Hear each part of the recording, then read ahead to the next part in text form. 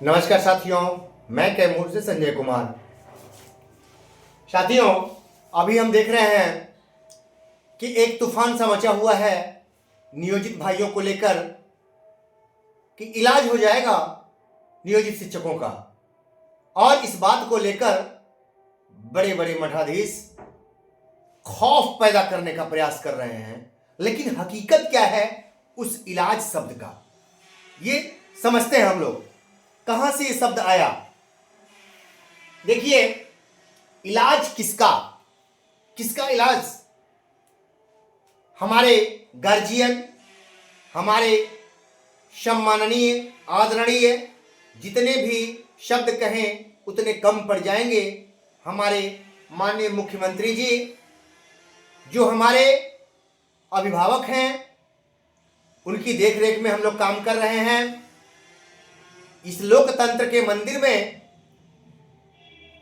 वो बड़े पद पर बैठे हुए हैं, उनका सभी लोग सम्मान करते हैं साथियों। लेकिन उनके जो शब्द निकलते हैं, उन शब्दों को भी तोड़ने और मरोड़ने का कुछ ठेका ले रखे हैं लोग। उनके शब्दों को तोड़ मरोड़ कर पेश करते हैं और किसी में खौफ पैदा करने का प्रयास करते हैं। लेकिन अब इसकी हम लोग व्याख्या हम लोग भी तो करते हैं, हम लोग भी तो जानकारी रखते हैं, हम लोग भी कोशिश करते हैं। नियोजित, विशिष्ट या किसी और का ये इलाज किसका होगा? नियोजित भाइयों का होगा, विशिष्ट भाइयों का होगा, या किसी और के इलाज के लिए बोले हुए हैं? इलाज शब्द की व्याख्या बहुत लंबी चौड़ी है, नाम तो सबका ले रहे हैं, लेकिन चूंकि वयोवृद्ध हैं, काफी उम्र है उनकी, और हम जवानों से गलतियां हो जाती हैं, तो भाई अवस्था ऐसी होती है। चूंकि हमारे धर्म ग्रंथों में जब काफी बुजुर्ग हो जाएं तो उनका आदर और सम्मान करना चाहिए। तो उन्होंने इलाज की बात कही है, ये सत्य है, लेकिन किसके इलाज की? हम आगे चलते हैं। नियोजित शिक्षकों में खौफ पैदा करने की साजिश, पेपर कटिंग। अभी हमारे नियोजित भाइयों में खौफ पैदा करने के 3 साल पहले का वो पेपर कटिंग दौड़ाया जा रहा है। यानी पूरा साजिश में लगे हुए हैं लोग कि कैसे हो इनमें डर पैदा किया जाए और डर के लोग विशिष्ट बन जाएं। ये साजिश चल रही है और हम भाइयों से अपने हाथ जोड़कर के प्रार्थना करते हैं। आप जानते हैं, फिर भी आप लोग उस कटिंग को ग्रुप में डाल देते हैं जिसका कोई मतलब नहीं है। ये 3 साल पुराना है और उसमें सच्चाई भी नहीं है, 0%। ये बनाई हुई, क्योंकि पेपर के कटिंग पर चलता है ये देश। नहीं, समझिए बातों को। पत्रावली हो तो निकालिए ना भैया, हम लोग उसकी जांच करें। लेकिन पेपर की कटिंग और आप लोग बिना मतलब का ग्रुप में डाल के बोझ बना देते हैं। सफाई करने में समूह का कितना समय लगता है, वो तो हमारे टीम के योद्धा हैं जो लगे रहते हैं।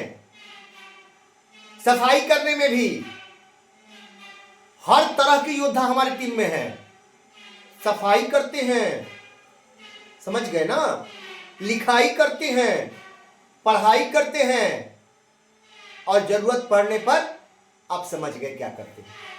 तो सब तरह की योद्धा हमारी टीम में हैं। हम यहां हैं, मुझे पटना जाना था, नहीं गए, लेकिन हमारी टीम पहुंची हुई है।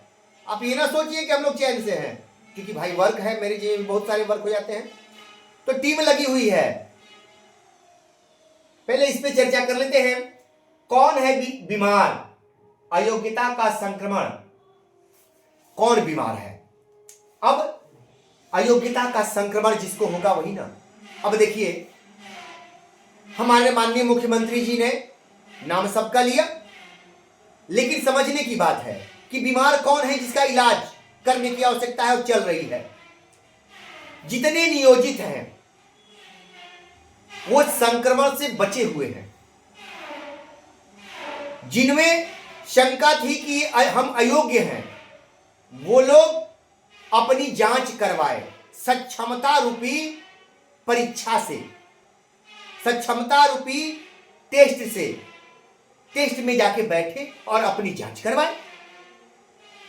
वो जांच में संक्रमित निकले, उनके अंदर संक्रमण था, डर था, वो डर खौफ बढ़ गया था और डर था उनको कि हम अयोग्य हो गए हैं। तो उन्होंने अपनी जांच करवाई तो उनको लगा कि अरे हम तो अयोग्य हो गए, उनमें संक्रमण पॉजिटिव पाया गया और वो विशिष्ट बन गए। अब उनका इलाज हमारे माननीय मुख्यमंत्री जी अच्छे अच्छे डॉक्टर लगा करके करवा रहे हैं, उनका इलाज चल रहा है। और यहाँ हमारे बड़े बड़े पत्रकार हैं, वो कहते हैं नियोजित का इलाज। अरे भैया, हम लोग को तो संक्रमण ही नहीं है तो हमारा इलाज कैसे? टेस्ट में जो पॉजिटिव आएंगे तब ना। तो हमारे बहुत सारे भाई सक्षमता रूपी टेस्ट में निगेटिव आए, तो वो निगेटिव आए तो विशिष्ट रूपी बेड पे नहीं गए, वो आज भी नियोजित बने हुए हैं। और जिनमें संक्रमण हो गया था वो विशिष्ट बन गए, उनका इलाज चल रहा है। यही तो हमारे माननीय मुख्यमंत्री जी ने कहा है। शंका कहां? लेकिन उसको देखिए कितना लपेट करके जो नियोजित है उनके इलाज के लिए बोल दिए। जो संक्रमित थे, जो अयोग्य थे, परीक्षा देकर योग्य बने, उनको अब ट्रेनिंग दी जा रही है, इलाज करवाई जा रही है उनकी कि उनको संक्रमण से दूर कर दिया जाए।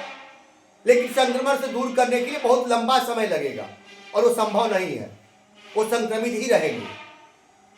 ठीक है, क्योंकि हॉस्पिटल भी अच्छा नहीं है, विशिष्ट वाला हॉस्पिटल बढ़िया नहीं है भैया।